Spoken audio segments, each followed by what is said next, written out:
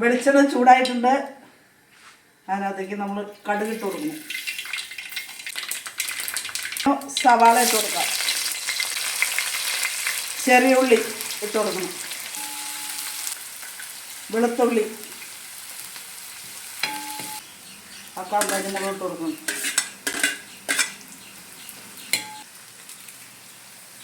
വേപ്പില ഇട്ട് കൊടുത്തു. മൂത്ത് പാകമായിട്ടുണ്ട്. അതിനകത്തേക്ക് മഞ്ഞൾപ്പൊടി, പാകത്തിന് കല്ലുപ്പ്, അതിലേക്ക് നമ്മൾ കുറച്ച് തേങ്ങ ഇടണം. കുറച്ച് വെള്ളം നമ്മൾ ഒഴിക്കണം.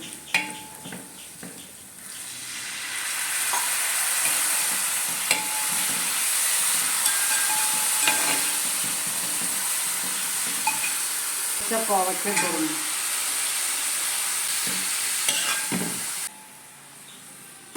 കോവയ്ക്ക നമുക്ക് തുറന്നു നോക്കാം. എന്താ വെന്ത് പാകമായിട്ടുണ്ട്.